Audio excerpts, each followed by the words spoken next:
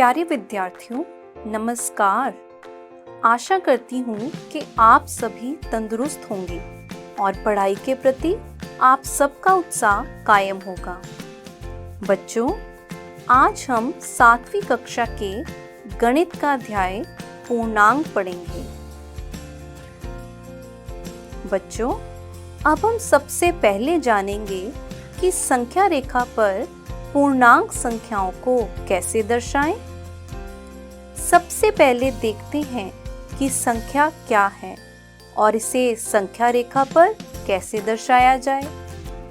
बच्चों, आपने पहले ये सीखा है कि सबसे पहले संख्याएं कौन सी होती हैं। प्राकृत संख्याएं जो 1 से शुरू होती हैं, उसके आगे 2 और फिर 3 और ये अपरिमित रूप तक चलती हैं और कभी खत्म नहीं होती हैं। इसलिए सबसे बड़ी प्राकृत संख्या हम पता नहीं कर सकते और सबसे छोटी प्राकृत संख्या कितनी है? 1। तो अगर हम इन संख्याओं में शून्य को जोड़ दें तो ये कौन सी संख्याएं बन जाती हैं? पूर्ण संख्याएं। इस तरह सबसे छोटी पूर्ण संख्या 0 है। जैसे प्राकृत संख्याएं अपरिमित हैं, वैसे ही पूर्ण संख्याएं भी अपरिमित हैं। अगर हम पूर्ण संख्याओं में ऋणात्मक संख्याओं को भी जोड़ दें, घटाव 1, घटाव 2, घटाव 3, तो बच्चों ये कौन सी संख्याएं बन जाती हैं? पूर्णांक संख्याएं बन जाती हैं। इन पूर्णांक संख्याओं को हम रेखा पर दर्शा सकते हैं, जिसे संख्या रेखा कहते हैं। इसे दर्शाने के लिए हमने कुछ कार्ड्स बनाए हैं। बच्चों, आपको ये कार्ड्स दिख रहे हैं? इन कार्ड्स पर हमने ऋणात्मक और सकारात्मक दोनों प्रकार की संख्याओं को लिखा है। इसके साथ हमने संख्या रेखा भी बनाई है, जिस पर सीखेंगे कि इन संख्याओं को कैसे दर्शाना है। बच्चों, अब हमने जो कार्ड्स बनाए हैं, उन्हें हम संख्या रेखा पर दर्शाकर देखेंगे और सीखेंगे कि इन ऋणात्मक और सकारात्मक संख्याओं को संख्या रेखा पर कैसे दर्शाते हैं।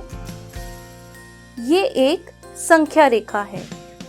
इस संख्या रेखा में 0 से बाईं ओर ऋणात्मक संख्याएं और दाईं ओर सकारात्मक संख्याएं लेते हैं। तो अब हम इन संख्याओं को इस संख्या रेखा पर दर्शाएंगे। बच्चों, जमा वाला चिन्ह हम सकारात्मक संख्याओं के लिए और घटाव वाला चिन्ह ऋणात्मक संख्याओं के लिए इस्तेमाल करते हैं। बच्चों, सबसे पहले हम जमा 5 को संख्या रेखा के ऊपर देखेंगे। जैसा कि मैंने बताया, संख्या रेखा में 0 के दाईं ओर सकारात्मक संख्याएं होती हैं। तो यहाँ पर जमा 1, जमा 2, जमा 3, जमा 4 और जमा 5 यहाँ पर आता है। अब हम ऋणात्मक संख्याओं को देखते हैं। जैसे मैंने बताया था कि 0 की बाईं ओर ऋणात्मक संख्याएं होती हैं। इस प्रकार घटाव 1, घटाव 2, घटाव 3, घटाव 4 और घटाव 5 यहाँ पर आएगा। जैसे अब हम कुछ और संख्याओं को देखते हैं।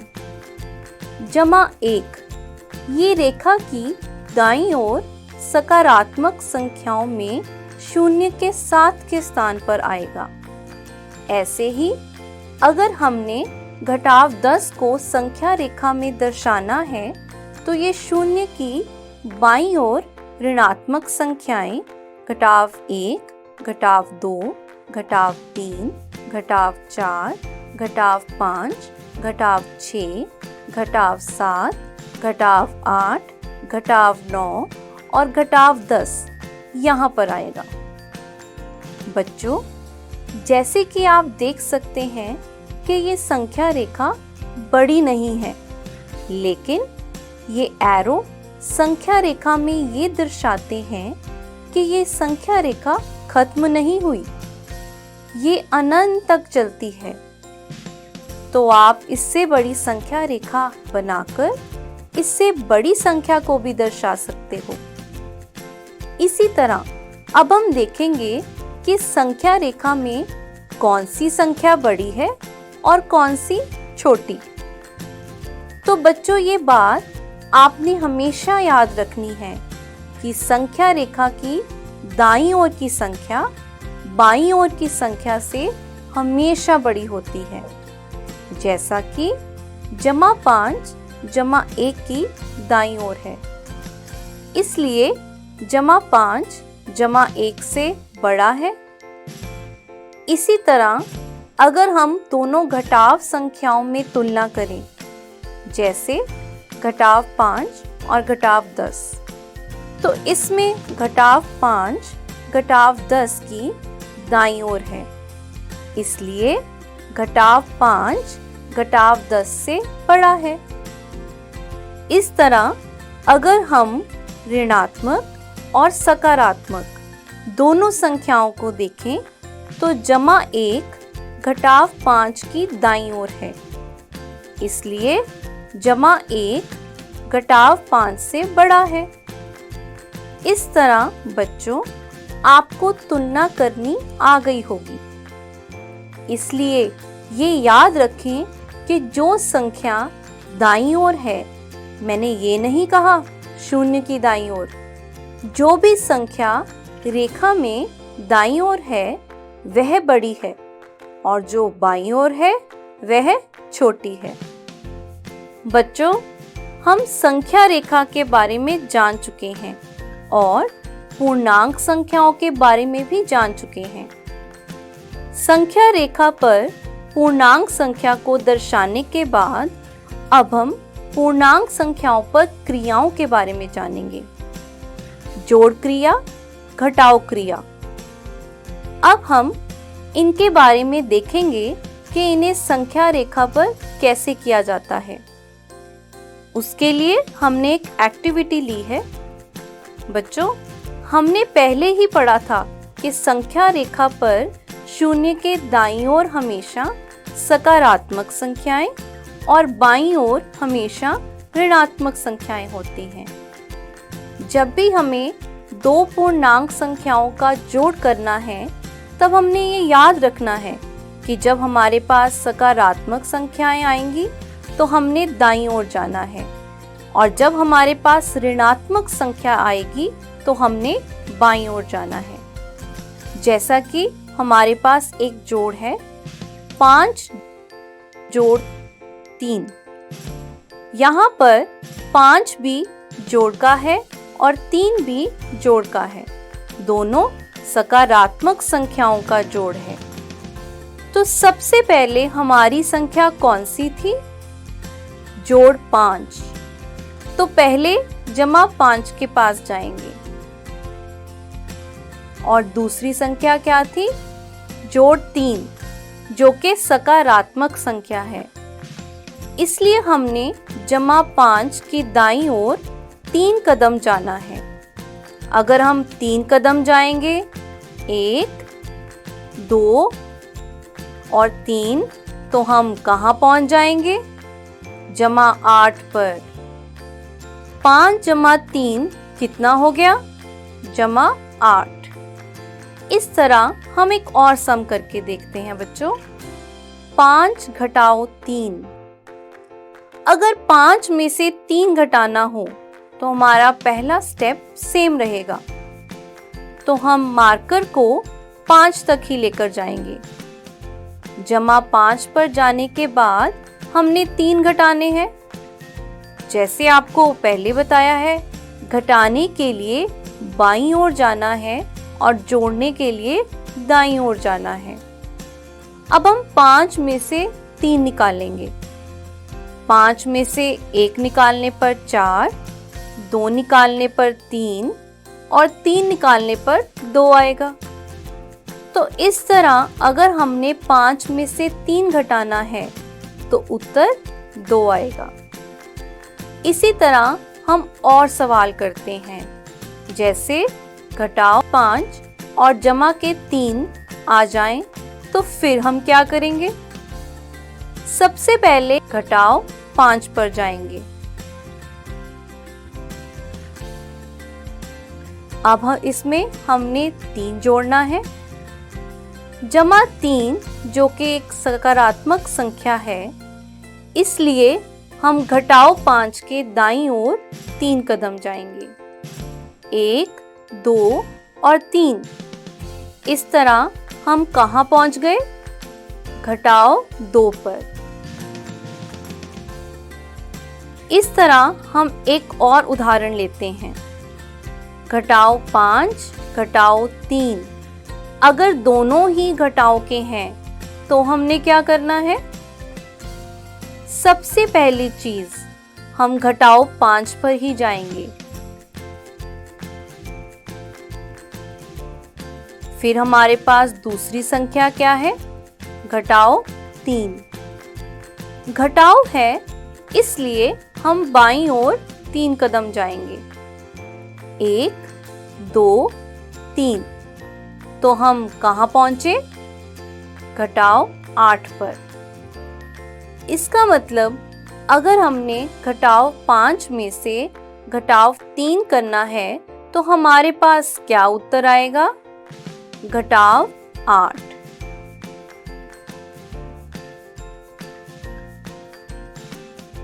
इस तरह हम बहुत से प्रश्न इस संख्या रेखा पर कर सकते हैं।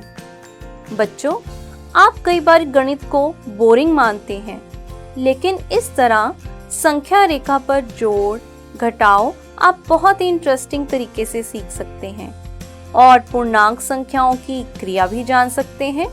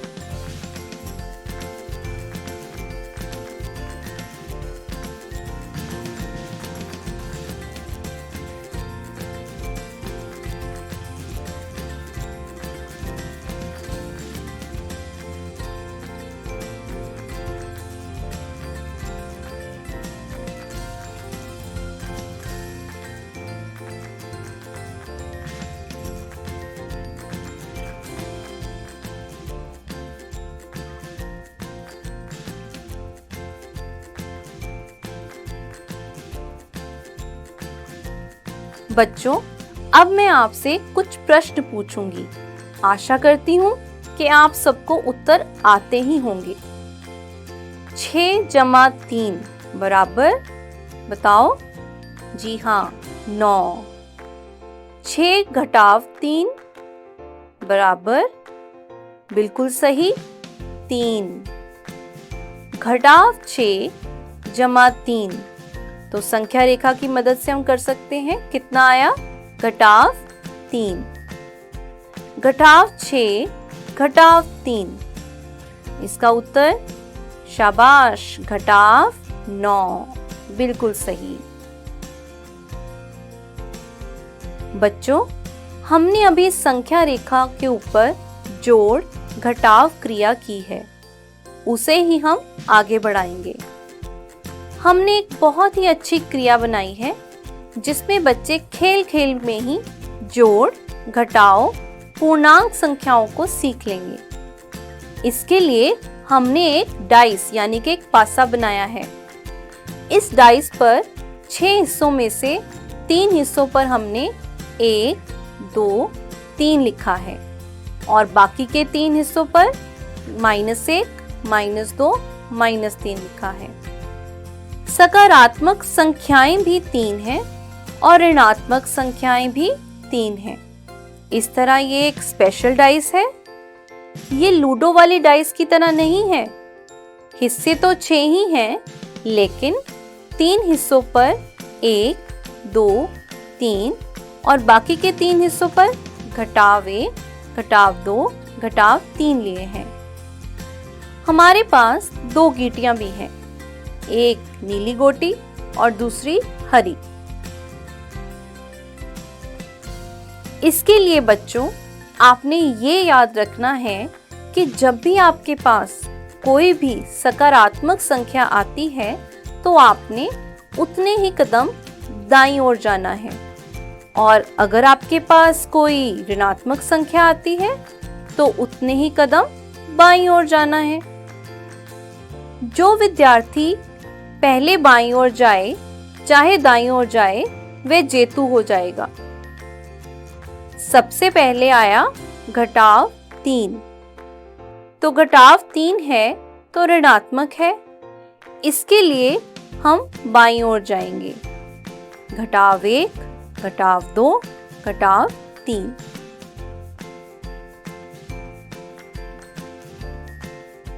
अब दूसरी बार पासा फेंकते हैं दूसरी गीटी के लिए। इस बार भी -3 आया तो दूसरी गीटी भी -1, -2 और ये -3 पर जाएगी। अब दोबारा हरी गीटी के लिए डाइस को फेंकते हैं। फिर से -3 आया, अब फिर -1, -2, -3। इस तरह हम -6 पर पहुंच चुके हैं। दूसरी नीली गीटी के लिए भी डाइस फेंकते हैं और अब -1 आया तो नीली गीटी अब -4 पर है। अब फिर से हरी गीटी के लिए डाइस फेंकने पर -1 आया, अब हरी गीटी -7 पर है। अब नीली गीटी के लिए फेंकने पर फिर से -1 आया, अब नीली गीटी -5 पर पहुंच चुकी है। इसी तरह आगे आगे खेलने पर कोई एक खिलाड़ी घर तक पहुंच जाएगा, वह जेतु होगा। इस तरह खेल खेल में ही बच्चों आप घटाव और जोड़ क्रिया दोनों ही सीख जाओगे और पूर्णांक संख्या की क्रियाएं भी सीख जाओगे।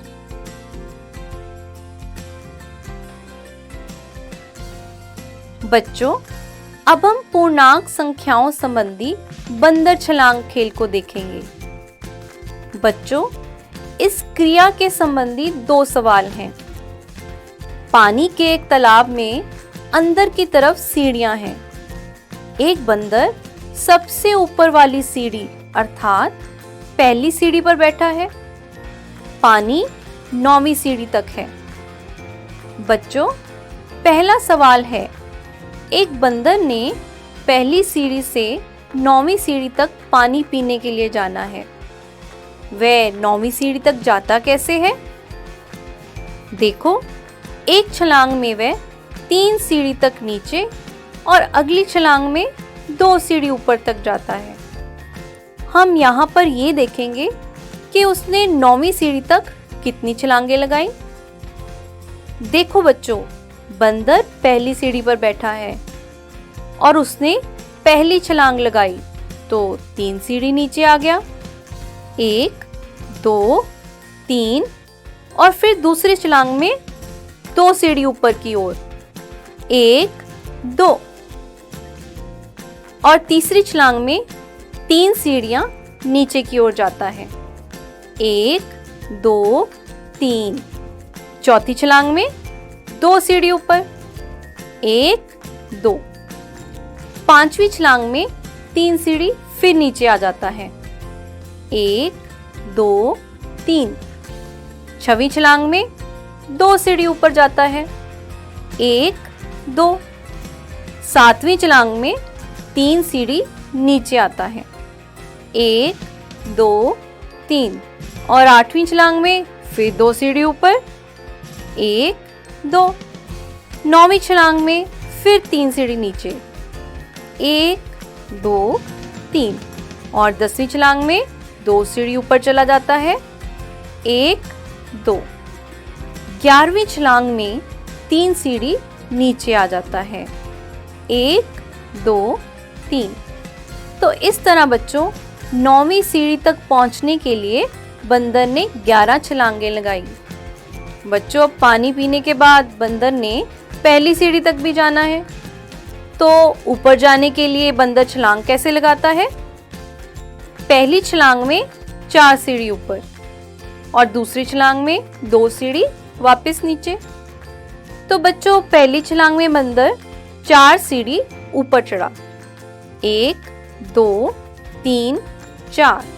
और दूसरी छलांग में 2 सीढ़ी नीचे, 1 2। तीसरी छलांग में 4 सीढ़ी ऊपर, 1 2 3 4। चौथी छलांग में 2 सीढ़ी नीचे, 1 2।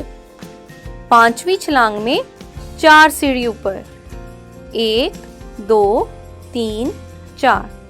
तो बच्चों बंदर को 9वीं सीढ़ी से पहली सीढ़ी तक पहुंचने के लिए 5 छलांगें लगानी पड़ी।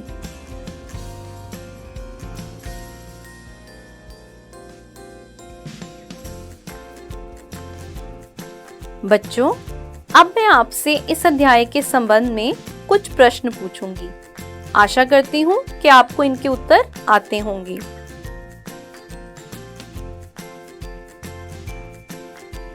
प्रश्न नंबर 1, -53 को किस संख्या में जोड़ें तो हमें -53 ही मिले?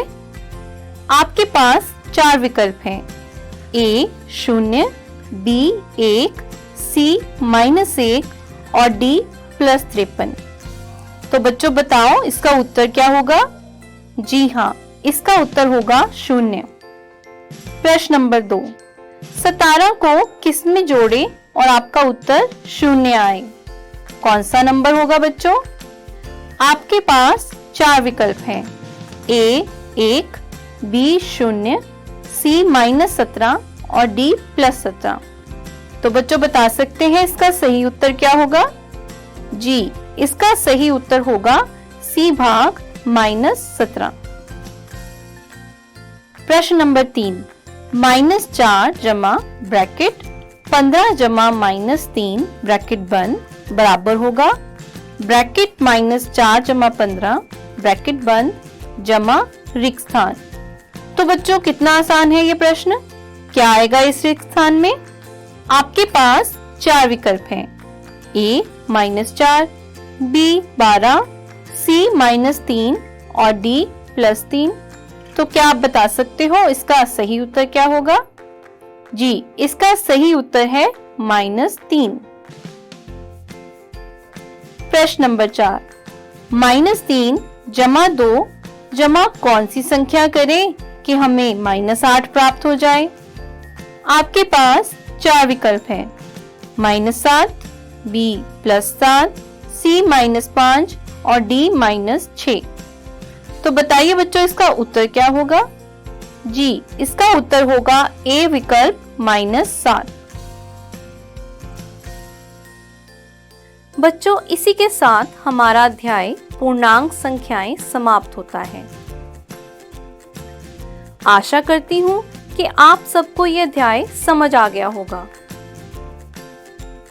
बच्चों तंदुरुस्त रहो, पढ़ते रहो और बढ़ते रहो। धन्यवाद।